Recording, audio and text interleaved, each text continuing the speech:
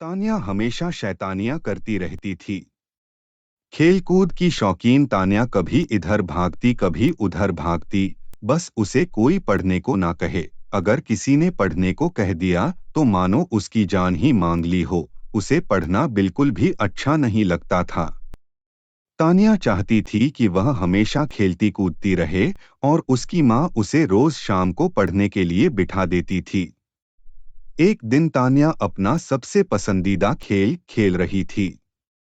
जैसे ही उसकी माँ ने उसे पढ़ने को कहा वह बहुत ज्यादा गुस्सा हो गई। उसने सोचा कि अगर वह घर की सारी किताबें जला दे तो उसकी प्रॉब्लम हमेशा के लिए खत्म हो जाएगी। अगले दिन जब उसकी माँ घर पर नहीं थी, तान्या ने सारी किताबों में आग लगा दी। उस आग में एक लाल किताब भी थी। जैसे ही वह किताब जली, बिजली जोर जोर से गड़गड़ाने लगी, तेज हवाएं चलने लगी और अचानक से एक लपट बाहर निकली जो धीरे धीरे एक औरत का रूप लेने लगी। तान्या उसे देखकर बहुत ज्यादा डर गई। तभी अचानक वहां पर उसकी माँ आ गई और तान्या को एक थप्पड़ लगा दिया और तान्या की माँ तुरंत उसे पूजा वाले कमरे में ले गई। जब हम इस घर में आए थे, तब कुछ लोग कहते थे कि इस घर में एक चुड़ैल का साया है। तो उन लोगों ने एक बड़े पुजारी को बुलाकर इस घर की पूजा कराई और उस पुजारी ने अपनी शक्ति से उस चुड़ैल के साए को इस किताब के अंदर कैद कर दिया और बोला कि कभी भी इस किताब को कोई हाथ ना लगाए और अगर गलती से किसी ने इसे आग में डाल दिया तो यह चुड़ैल वापस आजाद हो जाएगी। तान्या यह बात सुनकर डर गई और बोली, माँ अब क्या करें? पुजारी जी ने उन्हें एक पवित्र जल दिया था कि अगर यह चुड़ैल कभी गलती से बाहर आ भी जाए तो इस जल को छिड़ककर उस चुड़ैल को फिर से कैद किया जा सकता है। पर अब मुश्किल यह थी कि यह जल छिड़का कैसे जाए, क्योंकि वह चुड़ैल काफी गुस्से में थी, क्योंकि उसे इतने लंबे समय तक के लिए इस किताब में बंद कर दिया था। तभी अचानक वहां रोते बिलखते दो छोटे छोटे बच्चे आ गए और वह चुड़ैल उन बच्चों के पास शांति से खड़ी थी। माँ धीरे से कमरे से बाहर आई और उस चुड़ैल से बात करने की कोशिश करने लगी। जैसे उस चुड़ैल ने माँ को देखा, वह चुड़ैल माँ पर हमला करने के लिए भागी। माँ के हाथ में वह पवित्र जल था। उस जल को देखकर चुड़ैल डर गई और वहीं रुक गई और बोली, मेरे पर यह जल मत डालो, मेरे बच्चे फिर अकेले हो जाएंगे।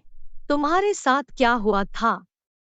मेरे पति ने मुझे वही जिंदा जला दिया था और मेरे बच्चे भूखे बिलखते रह गए और ऐसे ही उन्होंने भी दम तोड़ दिए।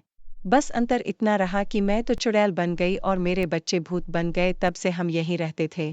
पर 10 साल पहले तुम आए और तुमने मुझे इस किताब में कैद कर दिए। आज मैं वापस आज़ाद हुई हूँ। मैं अपने बच्चों को वापस अकेले नहीं छोड़ना चाहती हूँ। माँ सोचने लगी कि अगर यह चुड़ैल ऐसे ही रही और लोगों को नुकसान पहुंचाएगी। तभी चुड़ैल बोली, तुम हम पर जल मत डालो, हमें मुक्ति दिला दो। मैं तुम्हें मुक्ति कैसे दिला सकती हूँ? तुम इस घर के पीछे वाले नीम के पेड़ के नीचे एक हवन कराओ और मेरे बच्चों की आत्मा की मुक्ति के लिए प्रार्थना कर। उस पेड़ के नीचे क्यों? मेरे पति ने मुझे यहीं जलाया था और अगर कोई उस पेड़ के नीचे हवन करता है और मेरे बच्चों की मुक्ति की प्रार्थना करता है तो हमें मुक्ति मिल सकती है। अगले दिन तान्या की माँ ने वहां पर एक छोटा सा हवन कराया, जिसमें उन लोगों ने उस चुड़ैल और उसके बच्चों की मुक्ति के लिए प्रार्थना करी। इससे उस चुड़ैल और उसके बच्चों को मुक्ति मिल गई और वह हमेशा के लिए वहां से चले गए।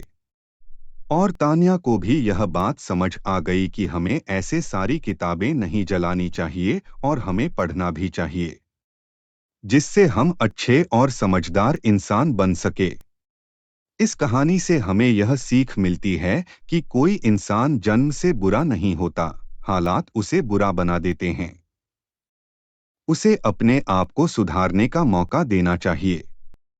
और दोस्तों, अगर आपको हमारी कहानी अच्छी लगी तो चैनल को सब्सक्राइब जरूर करना। धन्यवाद।